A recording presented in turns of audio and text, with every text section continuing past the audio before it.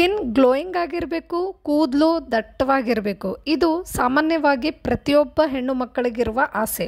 ಅದರಲ್ಲೂ ವಯಸ್ಸು 30 ದಾಟಿದ ಮೇಲಂತೂ ಸ್ಕಿನ್ ಡಲ್ ಆಗ್ತಾ ಹೋಗುತ್ತಾ, ಕೂದಲು ಉದುರೋದ್ನು ಜಾಸ್ತಿ ಆಗ್ತಾ ಹೋಗ್ತದೆ. ಅದಕ್ಕೆ ಡರ್ಮಟೋಲಜಿಸ್ಟ್ ಮೊರೆ ಆದರೂ ಹೋಗ್ತೀವಿ ಅಥವಾ ಎಷ್ಟೊಂದು ಸ್ಕಿನ್ ಕೇರ್ ಹೇರ್ ಕೇರ್ ಪ್ರಾಡಕ್ಟ್ಸ್ನ ಯೂಸ್ ಮಾಡಿ ನೋಡ್ತೀವಿ. ಅದರಿಂದ ಕೆಲವೊಂದಿಷ್ಟು ರಿಸಲ್ಟ್ ಸಿಗ್ತದೆ, ಕೆಲವೊಂದು ಸಲ ಸಿಗಂಗೆ ಇಲ್ಲ.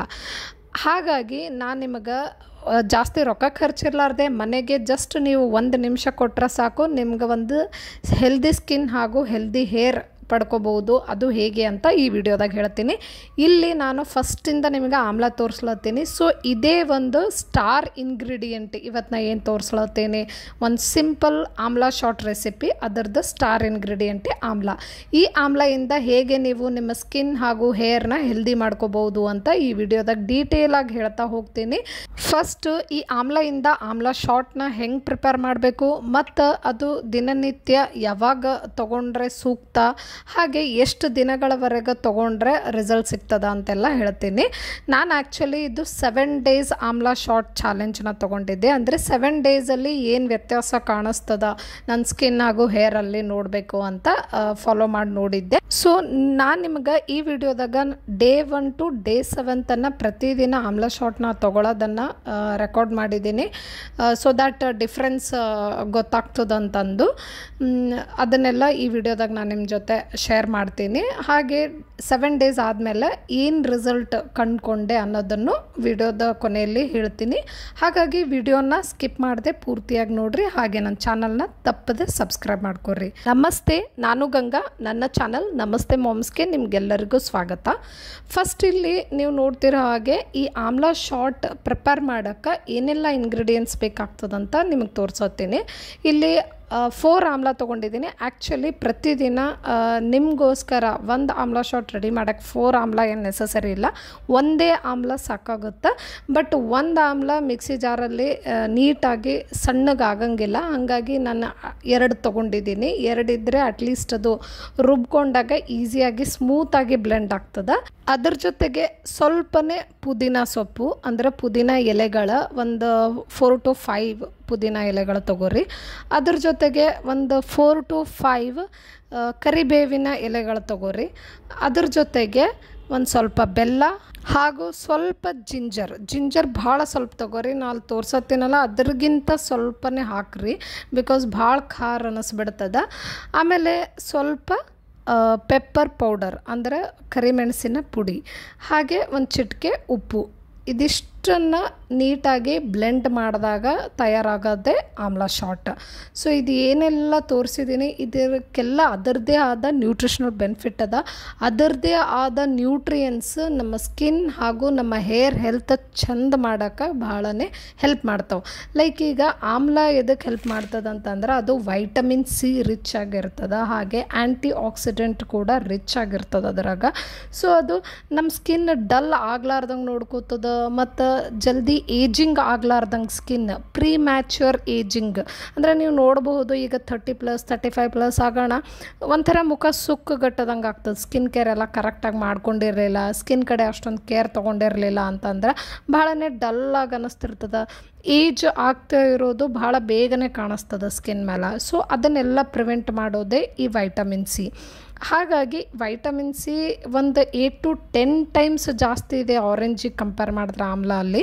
ಸೊ ಹಾಗಾಗಿ ಈ ಆಮ್ಲ ತಗೊಳ್ಳೋದು ಸೂಕ್ತ ಸ್ಕಿನ್ ಹೆಲ್ತ್ಗೋಸ್ಕರ.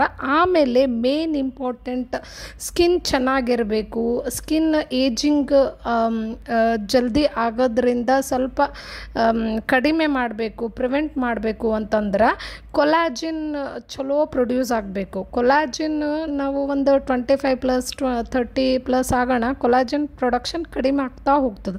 ಸೊ ನಾವು ಈ ಥರ ಆಮ್ಲ ಮತ್ತು ವೈಟಮಿನ್ ಸಿ ರಿಚ್ ಆಗಿರೋದು ಏನೇ ಒಂದು ತರಕಾರಿ ಆಗಿರ್ಬೋದು, ಹಣ್ಣು ಆಗಿರ್ಬೋದು ಇನ್ಕ್ಲೂಡ್ ಮಾಡಿಕೊಂಡಾಗ ಕೊಲಾಜನ್ ಪ್ರೊಡಕ್ಷನ್ ಚೆಂದ ಆಗ್ತದೆ. ಅದರಿಂದ ಸ್ಕಿನ್ ಯೂತ್ಫುಲ್ಲಾಗಿ, ಪ್ಲಂಪಾಗಿ, ಹಾಗೆ ಫರ್ಮ್ ಆಗಿ ಇರ್ತದೆ.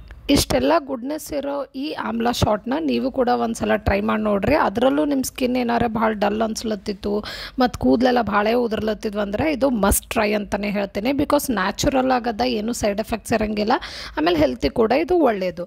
ಇದನ್ನು ಪ್ರಿಪೇರ್ ಮಾಡೋ ರೀತಿ ನೀವೆಲ್ಲ ನೋಡಿದ್ದೀರ ಅಂದ್ಕೊಂಡಿದ್ದೀನಿ. ಆಮ್ಲ ಮೇಲಿಂದೆಲ್ಲ ಸಿಪ್ಪೆ ತೆಗೆದ್ಬಿಟ್ಟು ಸಣ್ಣ ಪೀಸಸ್ ಕಟ್ ಮಾಡಿ ನಾ ತೋರಿಸಿರೋ ಇಂಗ್ರೀಡಿಯೆಂಟ್ಸ್ ಎಲ್ಲ ನೀಟಾಗಿ ಮಿಕ್ಸಿ ಜಾರಲ್ಲಿ ಹಾಕ್ಕೊಂಡು ಸ್ಮೂತಾಗಿ ಬ್ಲೆಂಡ್ ಮಾಡಿದ್ದೀನಿ. ಸ್ವಲ್ಪ ನೀರು ಹಾಕೋರಿ, ಜಾಸ್ತಿ ನೀರು ಹಾಕೋಬೇಡ್ರಿ. ಆಮ್ಲ ಶಾರ್ಟ್ ಅಂದರೆ it should be like a short only. ಅಂದರೆ ಈಗ ನಾ ತೋರ್ಸತ್ತೀನಿ ನೋಡ್ರಿ, ಇಷ್ಟೇ ತೊಗೊಂಡ್ರೆ ಸಾಕು. ಆಮ್ಲ ಜ್ಯೂಸ್ ಥರ ಒಂದೊಂದು ಗ್ಲಾಸ್ ಎಲ್ಲ ತೊಗೊಳೋದು ಅದು ಓವರ್ ಆಗ್ತದೆ, that is not good.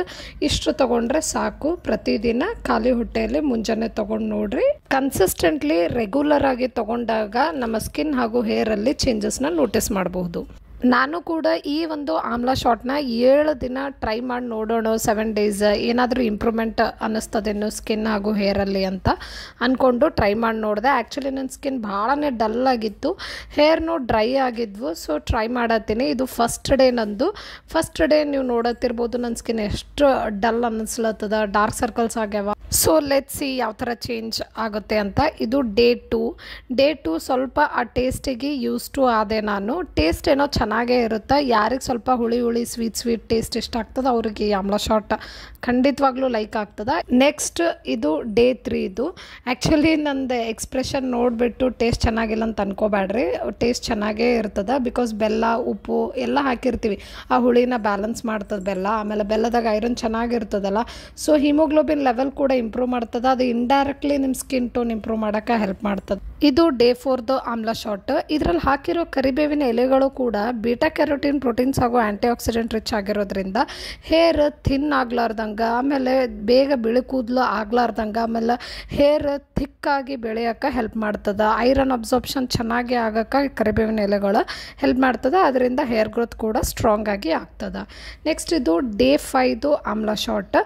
Coming back, ಈ ಆಮ್ಲ ಶಾರ್ಟಲ್ಲಿರೋ ಪ್ರತಿಯೊಂದು ಇಂಗ್ರೀಡಿಯೆಂಟಿಂದ ಬೆನಿಫಿಟ್ ಹೇಳತ್ತಿದ್ದೆ.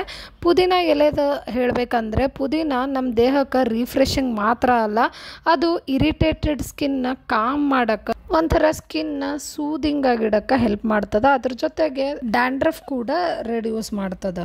ಇದು 6th ಡೇದು ಆಮ್ಲ ಶಾಟ್. ಇದಾದ ನಂತರ ಫೈನಲಿ 7th ಡೇದು ಆಮ್ಲ ಶಾಟ್ನ ತೊಗೊತಾ ಇದ್ದೀನಿ.